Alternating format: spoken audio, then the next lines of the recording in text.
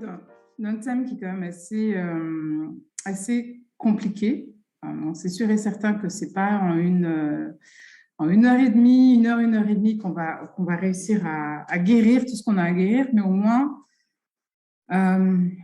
on va au moins essayer de poser certaines choses, au moins d'essayer d'identifier, donner des définitions et pourquoi pas essayer de trouver quand même 2-3 conseils. Alors, première chose par rapport à la dépendance affective, il faut comprendre que la dépendance affective est nécessaire, je dirais dépendance affective saine est nécessaire à toute relation humaine, sociale, amoureuse, professionnelle ou simplement mise en contact avec l'autre, avec un autre être humain. Elle est vitale pour les bébés, ça c'est sûr, pour les enfants de 0 à 3 ans où se construit pas mal de choses dans l'enfance. On en reparlera un tout petit peu tout à l'heure encore. Mais en tout cas, elle est vitale pour la notion de la relation humaine. Donc, c'est vraiment une dépendance mutuelle, un échange mutuel. Ça intègre le fait que l'on accepte une forme de vulnérabilité, s'ouvrir à l'autre, permettre à l'autre de toucher son émotion, de toucher ses émotions, de toucher du coup ce qu'il y a de plus intime en soi et du coup aussi ses faiblesses parfois. C'est accepter du coup d'être dépendant sainement, si j'ai envie de dire, c'est accepter de grandir et de rester en contact avec les autres de manière appropriée. Je vais plutôt utiliser ce mot-là que sainement, parce que le mot sain, pour moi, n'a pas forcément de signification dans ce sens-là. Alors, c'est vraiment un investissement qui est nécessaire, comme je disais, à notre épanouissement émotionnel, sentimental, et je vais rajouter, et à notre relation avec Dieu. Parce que, voilà, on est humain, et c'est par notre humanité qu'on rentre en conversation et qu'on rentre en relation avec Dieu. La dépendance affective devient du coup problématique quand il y a cette notion de souffrance physique et psychique. Le physique arrive aussi parfois. C'est vraiment... En fait, quand tout va bien, pour un dépendant affectif, quand il arrive à trouver un certain équilibre, on en parlera 5 minutes après, quand il arrive à trouver un certain équilibre, il ne va pas forcément comprendre qu'il est dépendant affectif. La notion de dépendance, enfin, en tout cas, la problématique de dépendance affective va arriver quand il y aura un souci, quand il y aura un problème, quand il y aura un temps de rupture, de deuil, de célibat ou peu importe, tout simplement une problématique relationnelle, de répétition relationnelle, ce qu'on dira un peu de relations un peu, alors je ne dirais pas toxiques, mais en tout cas de relations difficiles. On va dire ça comme ça. Mais c'est vrai que essentiellement, il est identifié parfois, du coup, quand il y a une problématique par la personne dépendante, mais essentiellement par l'entourage, le conjoint, l'ami, l'entourage professionnel, et quand ça devient vraiment trop difficile. Donc, on est d'accord qu'aujourd'hui, on n'ira pas à guérir quoi que ce soit. On va juste au moins essayer d'identifier le chemin en lien avec ces dépendances, l'origine peut-être, pourquoi pas, et essayer d'avoir, le mieux, ce serait d'essayer d'avoir à la fin j'ai envie de dire un déclic pour se dire, oui, ce schéma de répétition de relations, d'ami en ami, d'aller d'ami en ami, de relation en relation, et j'ai presque envie de dire de Dieu en Dieu, il faut vraiment que je me pose dessus pour me stabiliser et voir ce qui se passe. Donc, c'est vrai que dans un premier temps, moi, ce que je voudrais voir avec vous, ça va être un peu, on va essayer de définir, mais grossièrement, ce qu'on appelle la dépendance affective. Alors, déjà, j'ai peut-être une première question à vous poser. Comment vous, rapidement, est-ce que 2 3 personnes peuvent me dire ce qu'ils entendent par le mot dépendance affective? Quand on n'est plus soi. Quand on n'est plus soi, d'accord.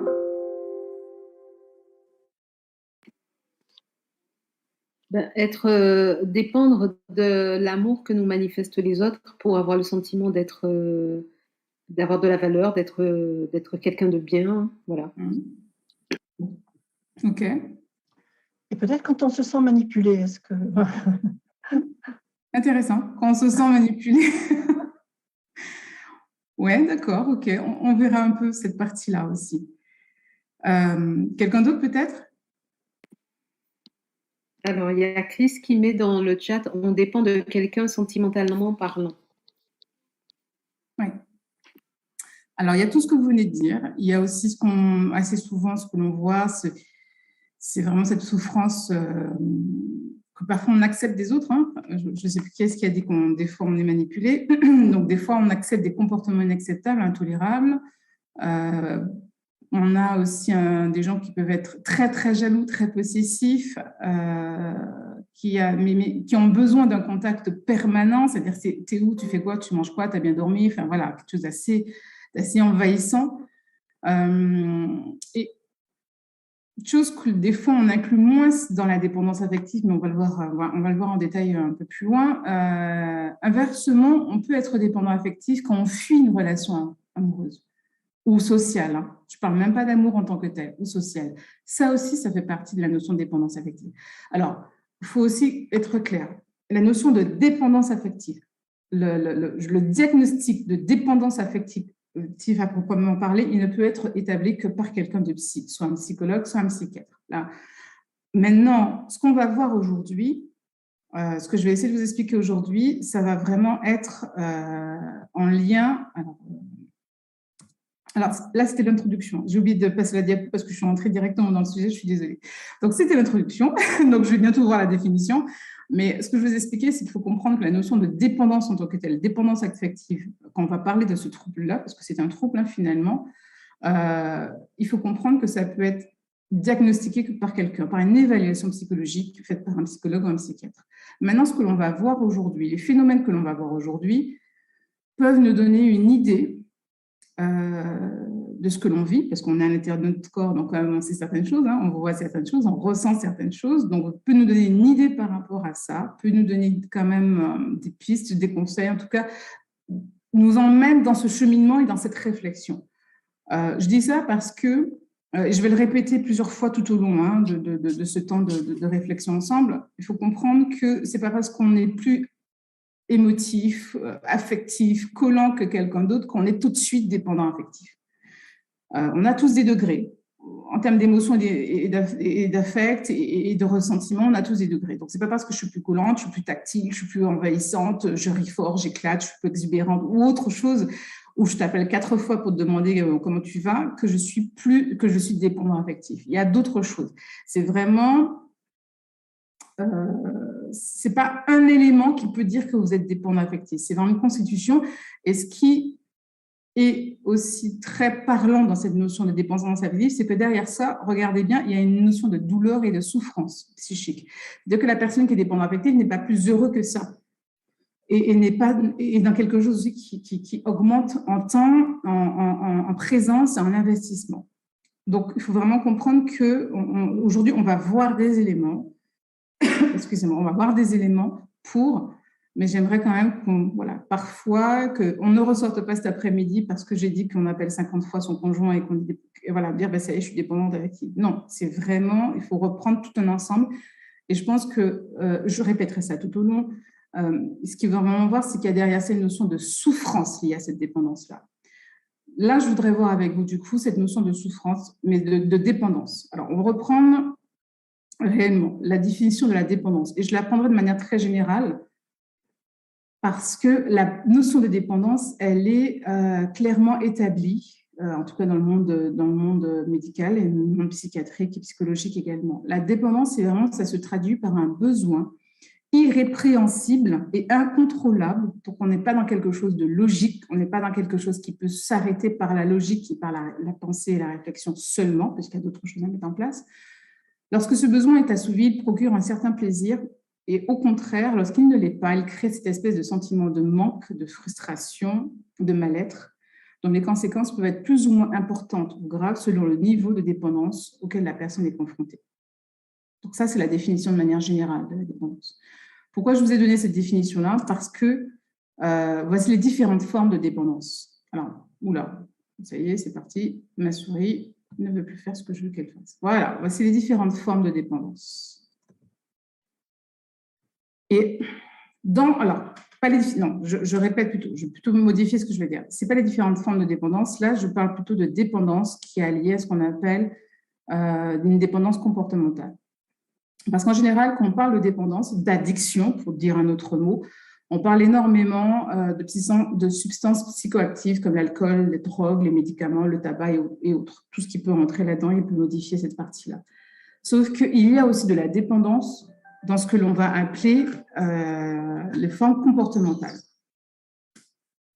Donc, les jeux de hasard, comme j'ai écrit, l'activité sportive peut être aussi devenir une addiction, une dépendance, le sexe, les technologies, que ce soit le portable, l'ordinateur, les réseaux sociaux, la consommation, achat compulsif, accumulation d'objets, l'alimentation aussi également, hein, on ne va pas reprendre tout ce qui est boulimie et autres. Dépendance affective, il rentre dans ce cadre-là également, mais elle est dans une classe qu'on appelle les troubles de la personnalité dépendante, que l'on peut retrouver dans la classification des troubles psychologiques et psychiatriques du DSM-4. Alors, le DSM-5 est sorti, mais c'est vrai que moi, j'ai l'ancien, donc du DSM-4. Chose qu'on va voir d'ailleurs. Je voudrais qu'on voit ensemble la définition du DSM-4. Le DSM-4, en fait, définit le trouble de la personnalité dépendante comme un besoin général et excessif d'être pris en charge qui conduit à un comportement soumis, écoulant et à une peur de la séparation qui apparaît au début de l'âge adulte et est présent dans des contextes divers, comme en témoignent au moins 5 des manifestations suivantes. C'est-à-dire que pour établir un diagnostic proprement parlé de dépendance affective, il faut dans les 8 items, je veux dire ça comme ça, dans les 8 items que je vous présente, il faut au moins qu'il y en ait 5 consécutifs qui soient présents dans le quotidien, dans le fonctionnement psychologique, dans le fonctionnement émotionnel de la personne. Donc, je ne sais pas si vous voyez, est-ce que tout le monde voit ou est-ce que est-ce que c'est possible d'agrandir un petit peu? Ouais, justement, j'ai déjà essayé avant le Zoom, mais ça, bon, je vais le lire, mais ça ouais, difficilement ça s'agrandit. Alors, je vous dis, alors, première catégorie, c'est le sujet a du mal à prendre des décisions dans la vie courante sans être rassuré ou conseillé de manière excessive par autrui. Je répète, hein, on est dans l'excès. On n'est pas juste dans une mauvaise période de la vie, on n'est pas dans un accompagnement de moments difficiles. Hein. On parle d'une façon de fonctionner permanente. Deuxième, le sujet a besoin que d'autres assument les responsabilités dans la plupart des domaines importants de sa vie. Il a besoin vraiment de cet étayage-là, d'une personne à côté qui prenne les responsabilités pour la majorité des domaines de sa vie. Le sujet a du mal à exprimer un désaccord avec autrui de peur de perdre son soutien ou son approbation. Le sujet présente des difficultés à initier des projets ou à faire des choses seul. Cinquième, le sujet cherche à outrance à obtenir le soutien et l'appui d'autrui au point de faire volontairement des choses désagréables. C'est un peu l'inverse, hein, mais en faisant des choses désagréables, on peut aussi ramener l'attention, on ramène la préoccupation sur soi. Sixième, le sujet se sent mal à l'aise ou impuissant quand il est seul par crainte exagérée d'être incapable de se débrouiller. Mais c'est une vraie crainte, ce n'est pas quelque chose de faussé, ce n'est pas quelque chose d'imaginaire, c'est vraiment un ressenti qui devient d'ailleurs anxiogène.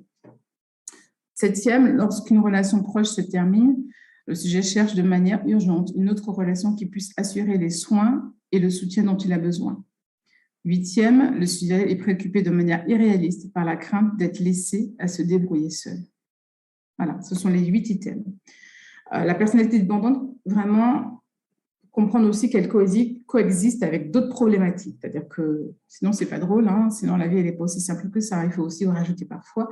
Donc, c'est vrai que la personnalité dépendante peut avoir d'autres troubles associés, de l'humeur, de la personnalité, voilà, qui j'ai envie de dire, qui nourrissent cette problématique de dépendance affective. Et il faut comprendre aussi que les comportements de dépendance vont être influencés, je peux dire ça comme ça, par l'âge et aussi par le groupe socioculturel de la personne. Donc, je reprends encore une dernière fois. Tout ça, ça s'appelle évidemment une évaluation, un accompagnement, évaluation avec, de préférence, s'il vous plaît, un psy. Alors, il faut comprendre que dans cette notion de dépendance affective est pris en compte la même notion de dépendance que l'on peut retrouver de dépendance, de tolérance et d'accoutumance que l'on peut retrouver dans les phénomènes d'addiction tels que l'alcool ou les drogues, etc. C'est vraiment un phénomène, par exemple, le phénomène de tolérance peut vraiment s'observer dans ce type de manifestation, de comportement de dépendance et vraiment entraîner du coup la personne à essayer toujours de ressentir cette sécurisation qui a été faite, qui a été dite, qui a été donnée par une personne, par un collègue, etc. Et c'est ce sentiment-là de sécurité et de bien-être et de valeur qu'il récupère dans les yeux et dans les paroles de l'autre, il est amené à chercher de plus en plus. On est encore dans l'addiction, donc ça veut dire que non, le plaisir il est là, mais il ne reste pas. La notion, la sensation est éphémère, donc il faut la renouveler. Donc ça amène du coup la personne à augmenter et à évoluer dans ses comportements de manière beaucoup plus prononcée, importante, parfois, et je vais dire jusqu'à aller à une notion d'handicap, handicapant pour la vie quotidienne, handicapant pour l'entourage aussi, ça peut l'être. Et c'est vraiment un phénomène qui est lié à cette notion de dépendance, tout comme peut l'être lié, ce phénomène peut être lié à la dépendance aussi, à la dépendance en termes d'alcool, etc. Je voudrais voir avec vous quelques causes. Alors, elles ne sont pas exhaustives. En général, les 4 plus grandes causes que l'on peut trouver, que l'on peut essayer d'identifier, que l'on peut comprendre.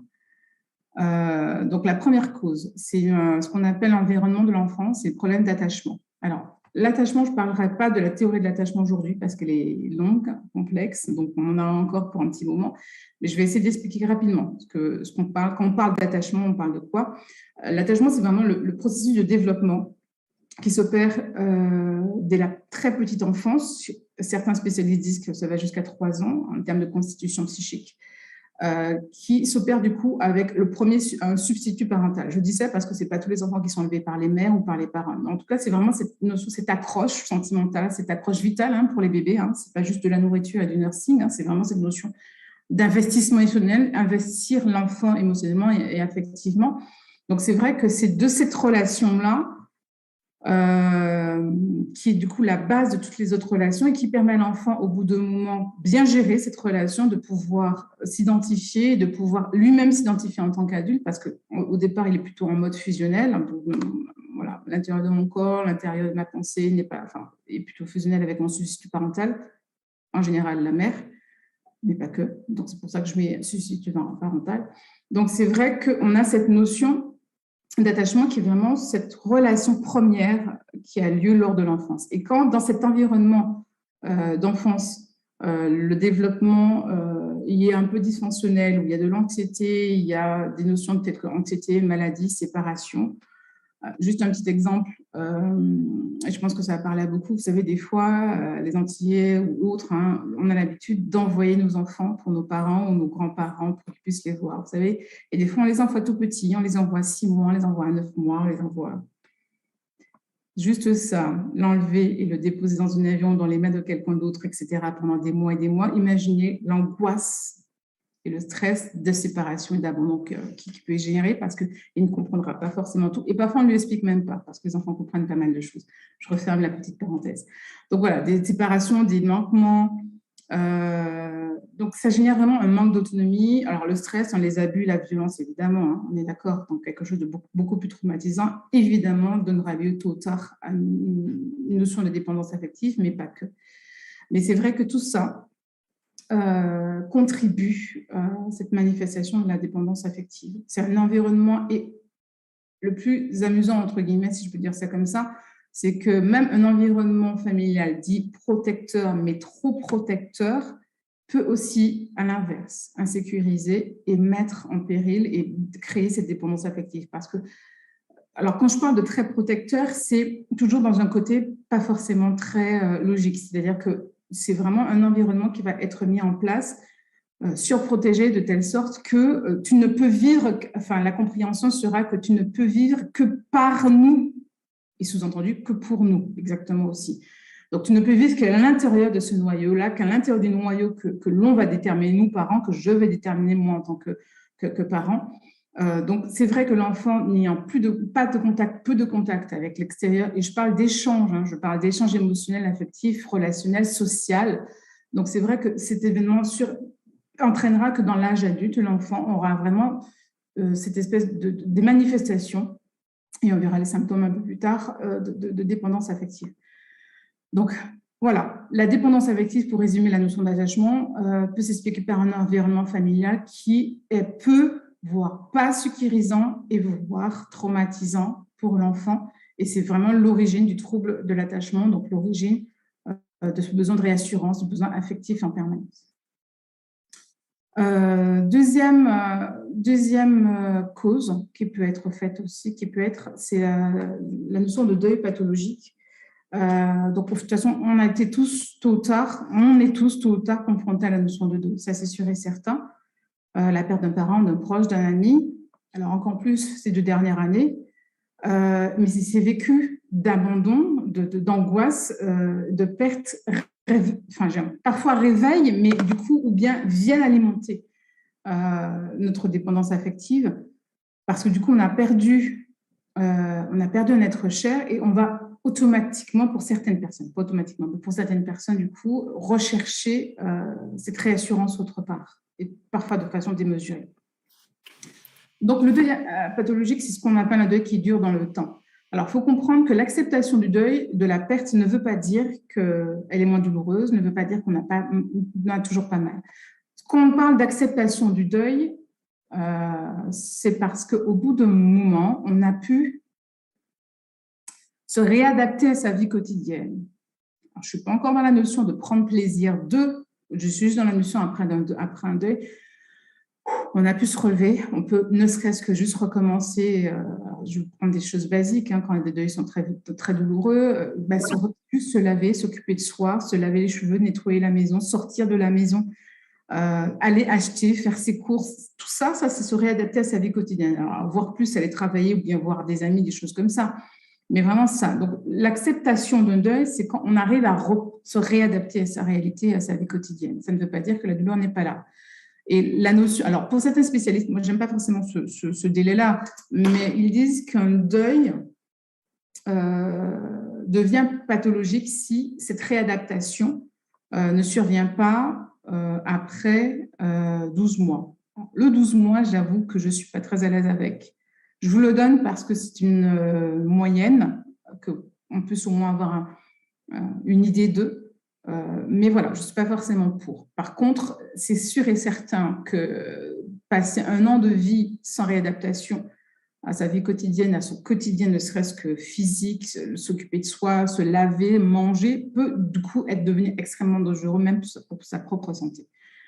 Donc voilà, ça c'est la deuxième cause. Ça peut être aussi cette notion de deuil et qui va développer un repli sur soi, ou encore le besoin constant d'une personne à côté de soi pour se rassurer, et aussi malheureusement, alors des troubles évidemment, des troubles du sommeil, perte de l'appétit, perte de libido, difficulté de concentration, tristesse envahissante. Enfin voilà, je pense que on sait un peu tous les symptômes qui accompagnent ce type de deuil pathologique, mais dans la relation toujours avec notre thème d'aujourd'hui qui est la dépendance affective, qui fait que soit on est vraiment replié sur soi, soit on cherche quelqu'un qui va combler tous les troubles, qui va nous sauver de tous les troubles que je viens d'énumérer. Et aussi, le fait, alors, il y a plusieurs attitudes, comme je dis, il y a le repli sur soi, il y a le besoin inconsidéré de quelqu'un, mais il peut y avoir aussi la notion de rejet total des autres, de l'aide, par peur de. Je préfère pas m'investir avec quelqu'un d'autre parce que je ne veux pas ressouffrir, je ne veux pas ressentir encore cette perte-là, je ne veux pas retrouver un ami, un meilleur ami, parce que je ne veux pas encore ressentir. Donc, il y a vraiment ces espèces de 3 positionnements liés à la dépendance affective quand il y a un deuil pathologique qui se met en place. 3e cause aussi, qui peut être, je pense que tout le monde sera d'accord, c'est la notion d'agression, d'abus physique, psychologique ou sexuel. Subir une ou plusieurs agressions physiques, psychologiques et psychosociales. Je précise psychosocial parce que être dans un environnement social, professionnel, école, scolaire et autres, anxiogène, abusif ou violent, en agression en parole ou en action ou en acte, génère aussi, nourrit la dépendance affective ou crée de la dépendance affective. Donc, on est vraiment dans ce cadre-là. C'est du coup, le mode défensif va rentrer et encore, pareil, on sera dans quelque chose d'un peu ambivalent, dans un repli sur soi, dans un besoin de présence nécessaire. J'ai à l'esprit une jeune fille qui est en harcèlement scolaire, voilà, d'ailleurs des histoires que vous entendez assez souvent à la télé, l'enfant ne peut plus sortir de chez elle, même pas sortir dans son jardin, ça devient très, très angoissant. Elle a besoin d'une présence physique rassurante. d'une tierce personne qui fasse barrière de protection. Donc voilà, c'est vraiment aussi cette notion rentre en lien avec ces agressions-là, la notion de sauveur dont je parlais tout à l'heure rentre aussi en jeu. On a besoin d'un sauveur qui protège. On a besoin de quelqu'un à côté de nous qui comprend, qui protège et qui va affronter les événements traumatiques pour nous, pas avec nous. La différence, elle est là parce que c'est légitime d'être accompagné lors de ces moments-là, d'avoir une présence physique comme un accompagnement psychologique. Donc, c'est juste nécessaire. Mais c'est vrai qu'il est important de prendre conscience que ce n'est pas l'autre qui, comme un talisman, qui sert qui va réussir à guérir. C'est extérieur. La guérison ou l'accompagnement, ce cheminement-là, reste intérieur. Donc, c'est pour ça que je disais qu'il est important d'avoir quelqu'un qui traverse avec nous, mais qu'on ne fasse pas traverser, enfin, que tout ne passe pas par la personne en tant que telle. Je ne sais pas si je me fais comprendre jusqu'à présent. Est-ce que tout le monde me suit ou j'ai perdu la moitié de tout le monde? C'est bon. C'est bon? Oui, c'est bon, Odile. D'accord. Cause numéro 4, handicap. Évidemment. Alors, il y en a qui naissent avec un handicap, bien sûr, mais que l'on naisse avec un handicap ou qu'on devienne handicapé, un accident de la vie, sont vraiment des événements, des situations qui conduisent, dans un premier temps, à une atteinte en général physique et psychologique. Donc, automatiquement, ayant besoin et ayant une diminution, si je peux dire ça, de mes capacités physiques et psychiques, automatiquement, j'aurais besoin, juste logiquement, d'une aide extérieure.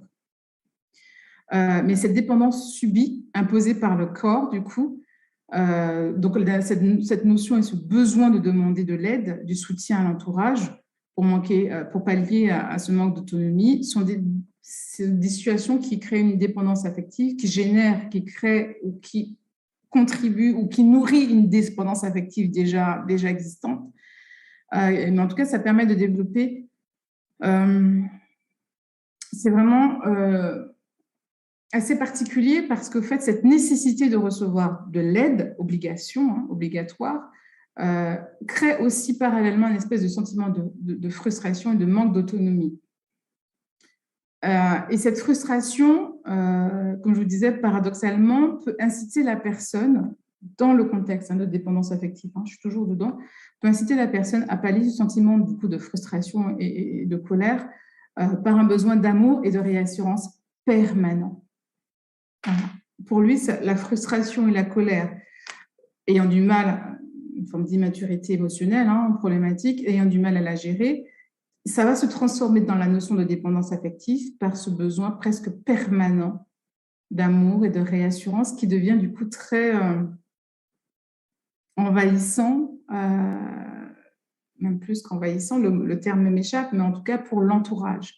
Parce que du coup, ça devient vampirisant, si je peux dire ça comme ça, parce que mine de rien, derrière ça, il y a plus une notion de colère et de frustration qui est en lien dans cette dépendance affective. Donc ça aussi, ça peut être l'une des raisons où une dépendance, où ce besoin d'amour et de réassurance permanent peut arriver. C'est parce que derrière, il y a une situation subie de dépendance, de perte d'autonomie subie, psychologique ou encore physique. On voit ça beaucoup pour ceux qui accompagnent les personnes âgées, on voit ça beaucoup pour les personnes âgées.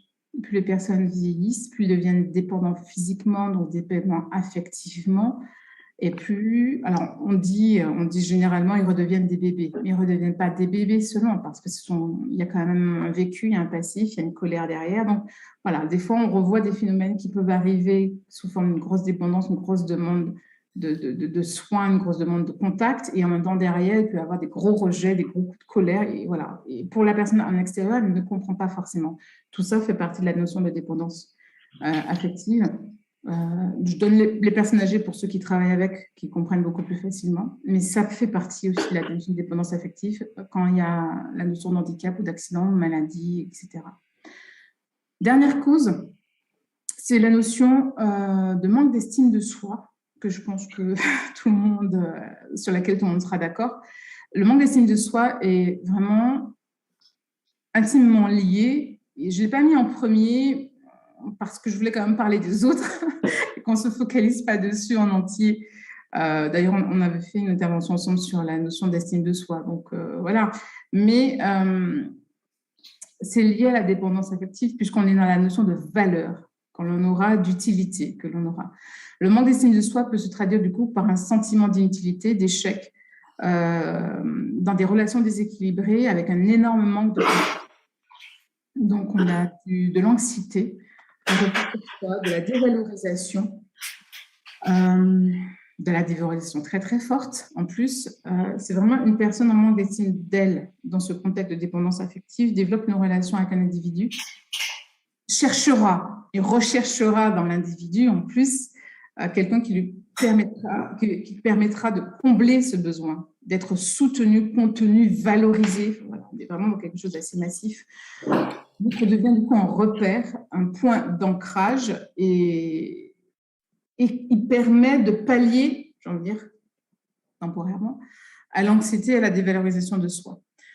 Si on reprend l'exemple qu'on a pris tout à l'heure des 50 textos par jour, dans ce cadre-là, on le comprend mieux. C'est-à-dire que si la personne est devenue l'ancrage par une grosse problématique de manque de soi, d'estime de soi, l'ancrage du dépendant affectif, inutile de vous dire que le simple fait qu'il ait travaillé peut devenir problématique parce qu'elle ne le voit pas, parce qu'elle a perdu, parce que l'anxiété monte, parce que voilà, la notion de valeur n'est vue et n'est entendue, vue, pas comprise, parce qu'au bout d'un moment, voilà, en tout cas, pas intégrée, mais n'est vue qu'à travers les yeux de l'autre et qu'à travers ce que l'autre donne et peut donner ou accepte de donner comme valorisation.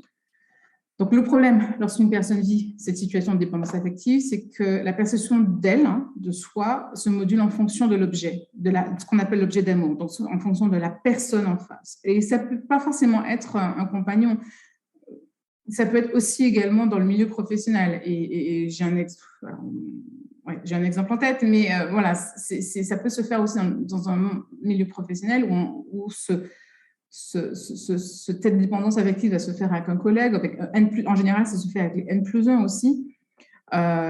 Et du coup, alors, pour vous donner un exemple de comment ça peut se traduire, dans la journée, si le N+1 n'a pas une attention particulière de 5 minutes par rapport à cette personne-là, la personne est mal, le travail n'avance pas, ou elle est en attente, en demande, c'est-à-dire toutes les 3 minutes, elle aura une demande spécifique pour tout et pour rien, où est la graffeuse, où est le bic, etc., pour attirer et avoir cette notion de contact. Donc, même dans le milieu professionnel, ça se passe, ces dépendances affectives.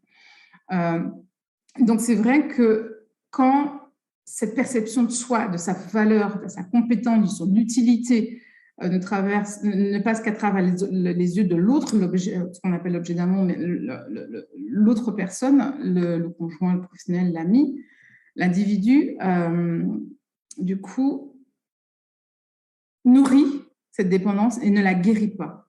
Et j'ai envie de dire, elle évolue en augmentant plutôt.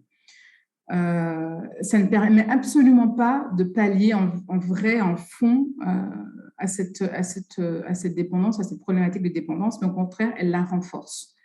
Parce que cette valeur tient directement du jugement de l'autre. Ça, on l'a dit. Mais le risque pour les personnes qui sont dans ce cas-là, va être de tomber sur des toxiques, sur des personnes toxiques, des vrais manipulateurs, des gens qui ont profité de cette faiblesse, de cette dépendance affective pour donner ce qu'il y a à donner, mais derrière ça, pour manipuler et aller vers, j'ai envie de dire, des situations qui sont plus dangereuses parfois qu'autre chose. Donc oui, ça, c'est vraiment le risque quand on se trouve dans ce type de relation et qu'on est dans ce type de dépendance affective. Là, j'ai fini pour les causes. Je voudrais qu'on voit ensemble, pareil, c'est vraiment 4 grands types. Ce n'est pas que ça, parce qu'évidemment, sa dépendance affective va être liée à notre caractère, à notre environnement, à notre groupe socio-culturel, à notre profession. Mais je voudrais voir les 4 grands types de comportements, si je peux dire ça comme ça, d'un dépendant affectif. Donc, premier type de comportement, celui qui fuit. Donc, c'est une personne qui ne sait pas se positionner. L'affirmation de lui fait extrêmement peur parce que le risque, c'est de se tromper, de déplaire, d'être jugé, donc de perdre l'approbation, le regard, l'attention voire pire, la considération en fait de la personne ou du groupe de personnes sur qui la dépendance s'est posée. Parce que ça peut être un groupe. Et quand je dis groupe, j'ouvre la parenthèse, je la referme, ça peut être aussi un groupe religieux. Je la referme. Donc, c'est vrai qu'à partir de là, des actes comme choisir, des actes d'action, choisir, décider, gérer, manager, donnez-moi tous les actes d'action que vous voulez, oser, expérimenter, affirmer, se positionner, bref, tous ces verbes d'action qui déterminent, qui nous déterminent aussi, bref, en termes d'autonomie affective et psychique, sont impossibles pour lui, sont impossibles à faire. Donc, il est plutôt dans une stratégie, ce qu'on appelle la stratégie de fuite. Il préfère je subis, je reste passif, je ne bouge pas trop, ou je suis, enfin voilà, vraiment dans la fuite, plutôt qu'agir et prendre des décisions. Les risques et les conséquences pour lui sont tellement terrifiants dans cette dépendance, cette peur de perdre cette considération, cet amour de la personne du groupe, qu'en tout cas que ça justifiera pour lui, à son niveau d'anxiété et d'angoisse, le fait de dire qu'il préfère fuir ou bloquer la situation, bloquer une relation sociale, une relation professionnelle, une relation amoureuse, préfère bloquer la situation. Et je pense que ça, certains d'entre nous, soit nous l'avons vécu, soit nous en connaissons, des gens qui, dans une relation qui n'avance pas, qui bloque, qui n'a pas d'évolution, qui stagne, le risque de perdre du coup cette considération est tellement forte que voilà, leur comportement de réflexion et d'anxiété va être plutôt dans cette notion de fuite ou de bloquer, mais toujours en pointant par contre, parce que c'est difficile aussi, je vous dis, on est dans l'anxiété, on est dans l'angoisse, on est quelque chose d'assez prégnant, donc c'est complètement difficile de dire mais c'est moi qui ne vais pas bien. Donc cette fuite ou encore ce blocage, si je veux dire ça comme ça, va être plutôt pointé sur les autres et les circonstances. C'était pas le moment, ou bien voilà, de toute façon, un tel n'était pas prêt, etc., etc. Enfin, moi, je n'étais pas prêt. Mais le je n'étais pas prêt n'est pas individuel. C'est je n'étais pas prêt parce que, voilà, je n'avais pas acheté ma maison de 400 mètres carrés avec mon jardin d'un hectare, etc., etc. Je rigole, mais c'est vraiment ça. On a vraiment cette façon de fonctionner, de réfléchir. N'oubliez pas que derrière ça, on a de l'angoisse. On est dans un mode défensif. En tout cas, la notion de responsabilité leur est difficilement imputable. Ils ont du mal à vraiment voir cette responsabilité dans cet acte-là, puisque, je vous dis, la partie action, gérer, oser, décider, affirmer est très compliquée à voir pour eux. Il y a celui aussi qui est dans la notion de celui qui rejette. Donc, la dépendance affective peut s'exprimer dans ces termes-là, de différentes manières, mais de ces termes-là, l'anxiété apparaît, du coup, l'anxiété vraiment va apparaître lorsque le compagnon ou le proche va s'absenter. Alors, attendez, je vais plutôt expliquer ça d'une autre façon. Il y a parfois, là, je vais plutôt l'expliquer comme ça, parce que la notion de rejet, il faut bien la comprendre qu'elle est dans le mode défensif. Donc, la personne en dépendance affective, face à l'angoisse et l'anxiété que va susciter cette personne, par un ami, professionnel, peu importe, en tout cas, cette personne sur qui va s'accrocher cette dépendance aura une telle peur, on est dans le terrifiant, on aura une telle peur qu'elle va se transformer plus en notion de rejet, donc peur de l'engagement intense sous forme de rejet. Je préfère rejeter la relation, je préfère protection, je préfère rejeter que d'avoir à peut-être subir un abandon, à subir une peur, à avoir cette perte, Je ne peux pas gérer.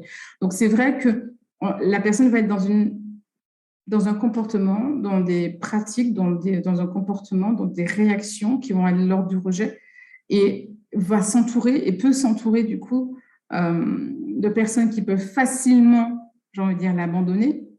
Elle se met dans les situations où les gens vont plus facilement l'abandonner, plus facilement la rejeter, plus facilement l'exclure, ce qui nourrit du coup sa dépendance et qui nourrit aussi sa structuration de dire, ben voilà, c'est bien ce que je dis, autant rejeter que d'être rejeté.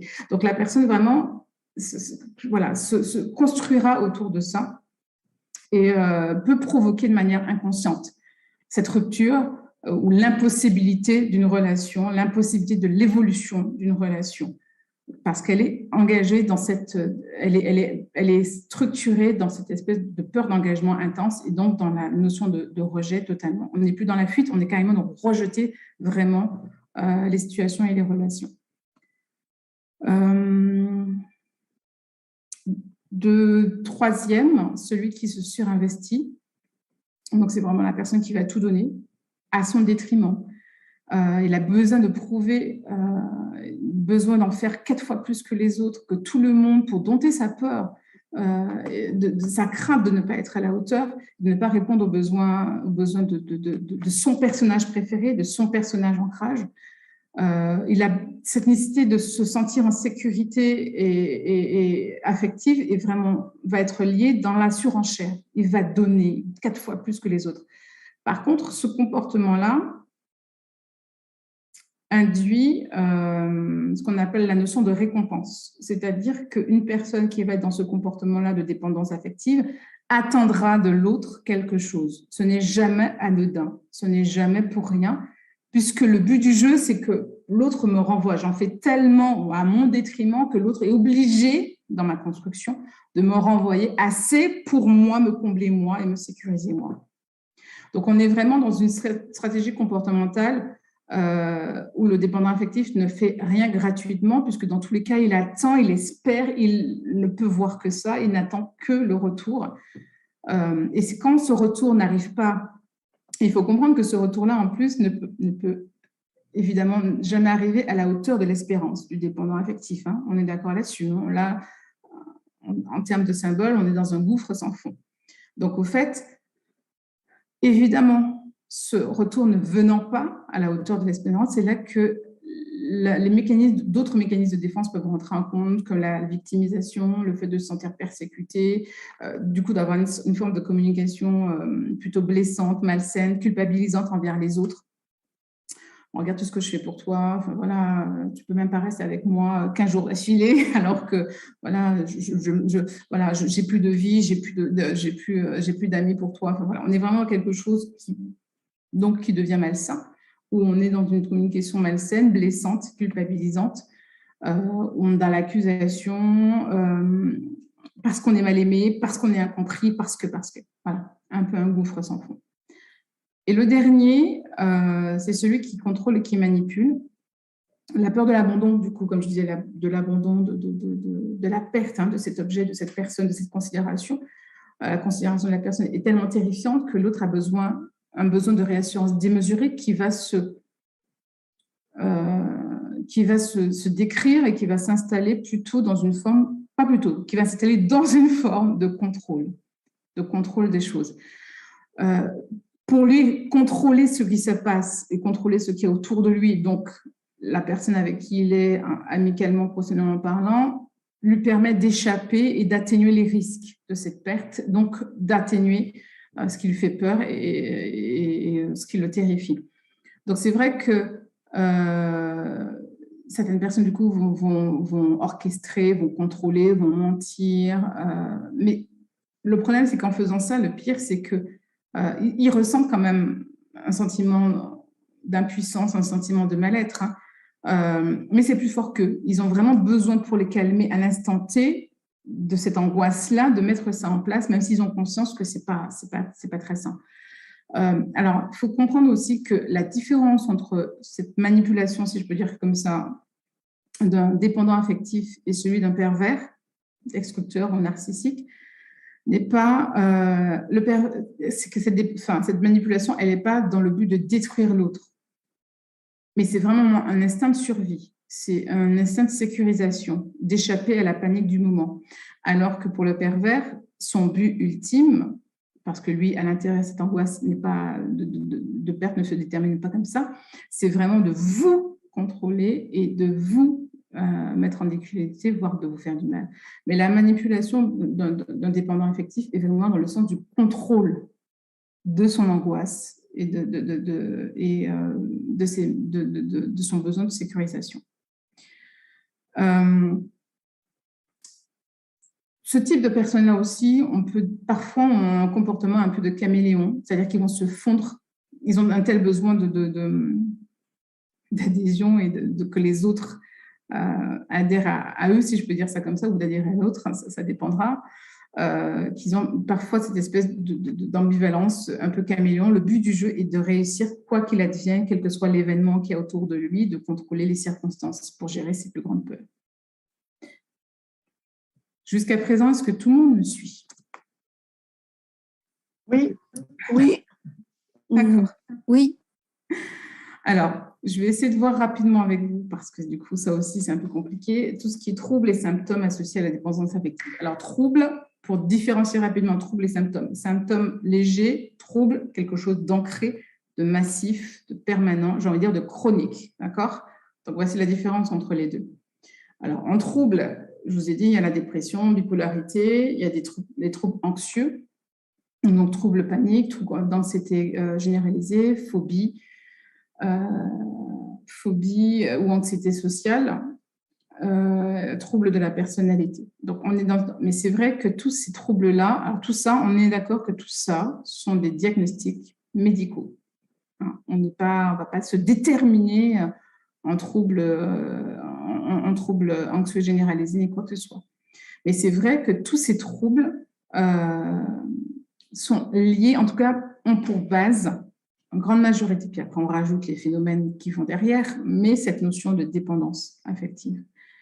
Elle peut induire du coup certaines complications, des gens qui ont besoin du coup suite à ça à recours à d'autres types d'addictions pour supporter les moments anxieux, pour supporter cet état d'anxiété généralisée, pour gérer son stress, pour gérer l'abandon. Donc ça va être tout ce qui est de l'ordre de l'addiction, des drogues, de l'alcool, d'addiction comportementale. Et je vais oser le dire, parfois aussi, même d'addiction religieuse, où on est vraiment dans quelque chose qui est au-delà de l'humain, c'est-à-dire qu'on est dans quelque chose qui peut parfois même nous rendre malades. Et c'est vrai que toutes ces complications-là aussi épuisent l'entourage et créent aussi un phénomène, ce qu'on appelle un phénomène d'isolement de la personne. En termes de symptômes, on aura symptômes, hein, je répète, plus légers. Donc, on aura, enfin, léger, si je peux dire ça comme ça, on aura cette notion d'anxiété, on est d'accord, qui fait partie intégrante de cette situation de dépendance affective et qui se manifeste sur le plan émotionnel. Et ça, je pense qu'on connaît tous les manifestations de l'anxiété. Hein, c'est du stress, de la tension interne, des frustrations, des préoccupations, des pensées obsédantes, inquiétantes, envahissantes. Au physique, c'est des douleurs musculaires, névralgiques, des sensations de malaise interne, hein, tout ce qui va avec l'anxiété. On a aussi ce qu'on appelle des affects dépressifs, avec des troubles de sommeil, des troubles d'alimentation, des troubles de la libido, des sentiments de tristesse envahissants, perte de motivation, d'énergie, etc. Donc, ça accompagne cette dépendance, cette relation difficile, compliquée, que l'on peut avoir avec l'autre, avec les autres dans notre relationnel. Donc, c'est des états, par contre, qui sont permanents. Comme je disais, on est dans l'addiction. Hein. On a des petits moments de plaisir qu'on arrive à se sécuriser, si je peux dire ça comme ça, et puis après, ça redescend tout de suite. Donc, on est vraiment dans une espèce d'aller-retour. Mais ce sont vraiment ces types de comportements de symptômes qui peuvent quand même alerter parce qu'ils sont permanents. Ce n'est pas juste un mauvais moment à passer. Le mauvais moment dure depuis des années. Et le mauvais moment dure depuis des années, je pense que je vais le dire tout à l'heure, mais je le répète déjà là au cas où, le mauvais moment dure depuis des années, mais en plus, les schémas comportementaux, les schémas de relations, que ce soit au niveau du travail, au niveau des amis, au niveau des relations amoureuses, se répètent et sont tout autant moins constructives et tout autant fatigantes et surtout avec cette notion d'arrière de souffrance et de dépendance et de manque et de réassurance. Donc oui, on est vraiment dans ces affects dépressifs, comme j'ai pu le noter.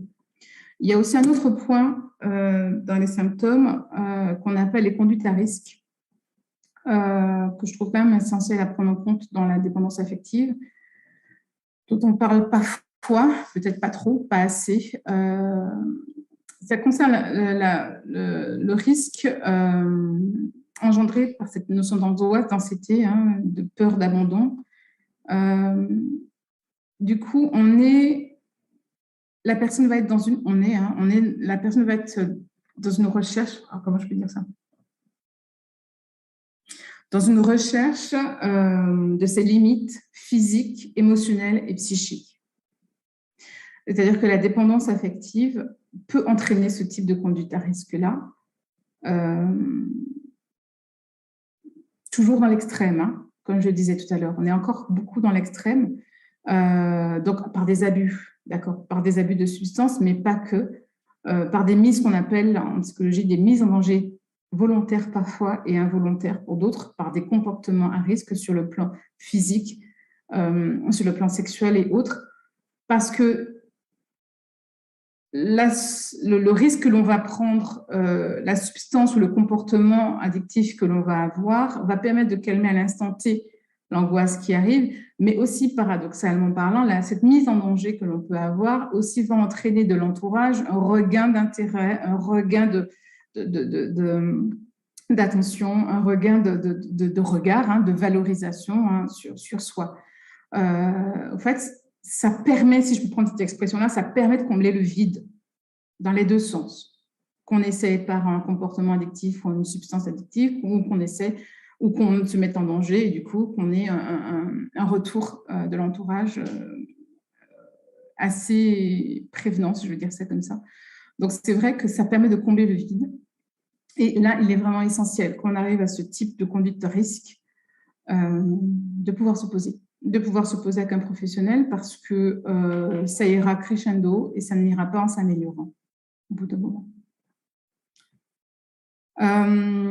Quelques petits conseils, je ne dirais pas comment en sortir, hein, mais quelques petits conseils dans cette notion de dépendance affective qui est assez complexe. J'ai essayé au mieux de prendre les cas les plus connus, les plus généraux pour expliquer.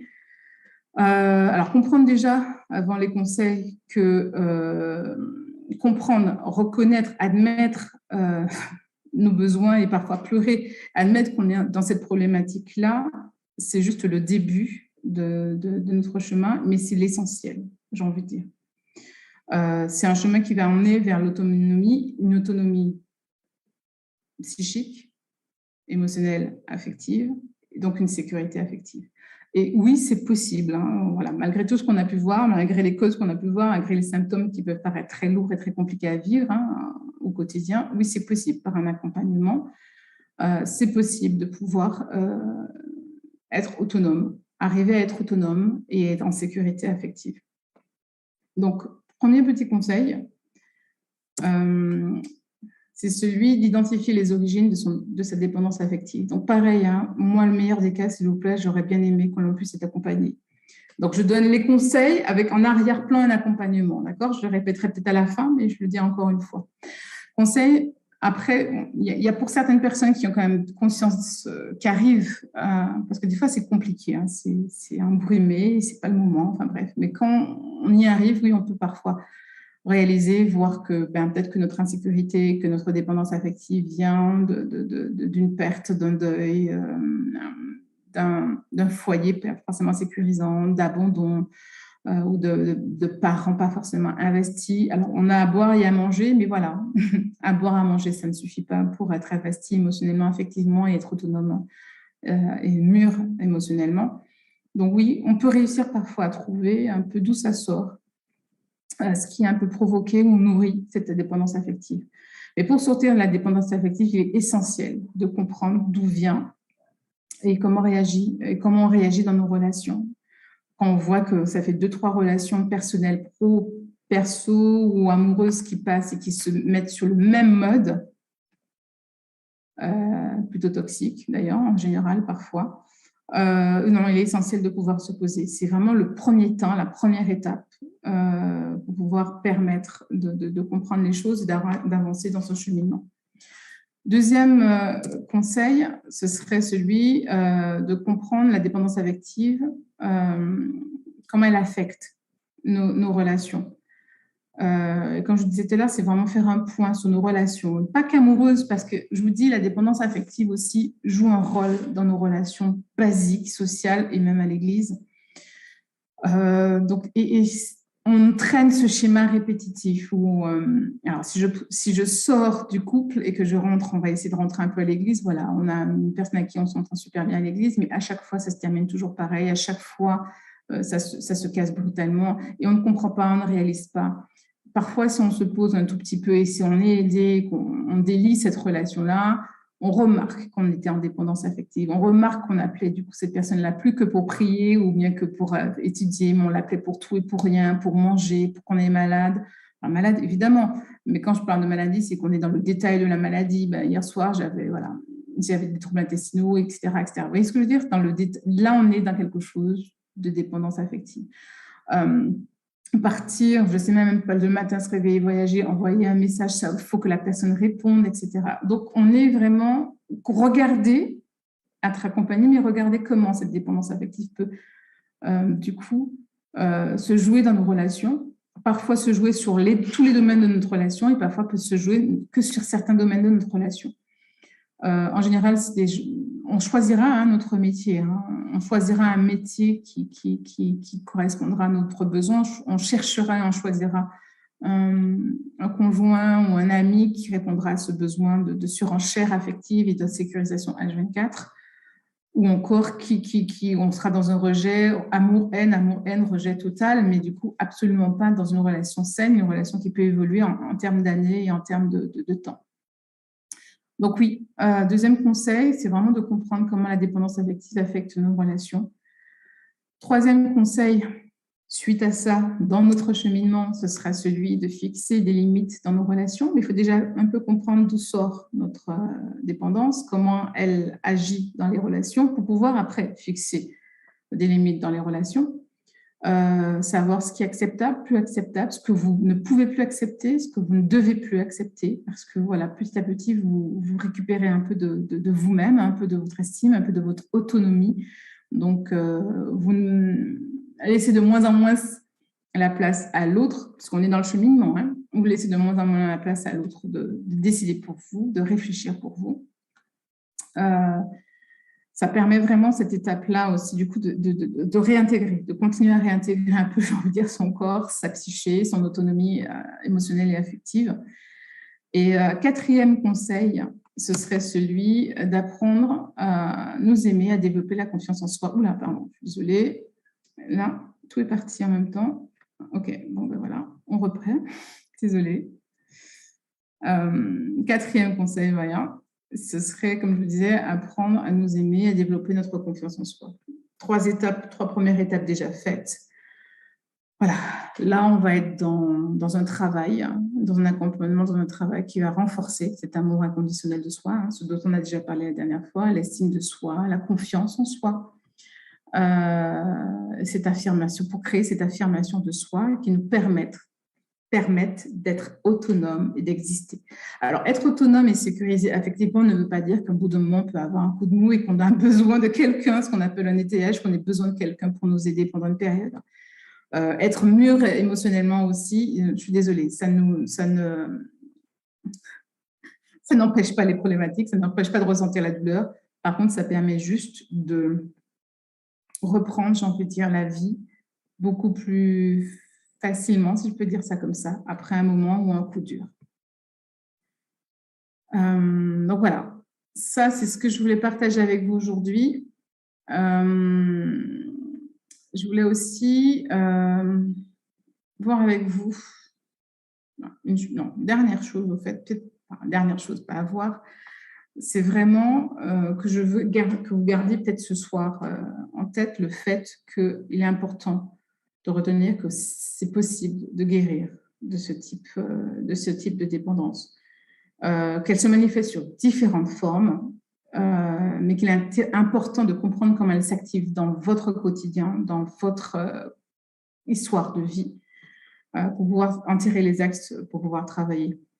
Ce que je peux, après, avant qu'on commence à discuter, ce que moi je voudrais peut-être vous laisser comme message ce soir, à part celui que c'est possible, ce serait un message d'encouragement par rapport à ce chemin de guérison de la dépendance affective, qui peut être un peu long pour certains, j'ai envie de dire, pas forcément pour tout le monde, mais qui peut être un peu long, mais surtout qui peut être douloureux parce qu'on doit affronter des craintes, on doit affronter des peurs. Et je voudrais vous laisser, du coup, ce soir, la conclusion avec le psaume 60, versets 11 à 12, qui dit « De nous, du secours contre la détresse, le secours de l'homme n'est que vanité. Avec Dieu, nous ferons des exploits et il écrasera nos ennemis, et même nos ennemis internes. Donc voilà, c'est ce que je voulais partager avec vous ce soir. Tu es inestimable, plus précieux que tout l'or et l'argent de la terre. Si tu as abandonné, Dieu n'abandonne jamais. Il est près de toi pour te relever. Si le monde te faisait tomber.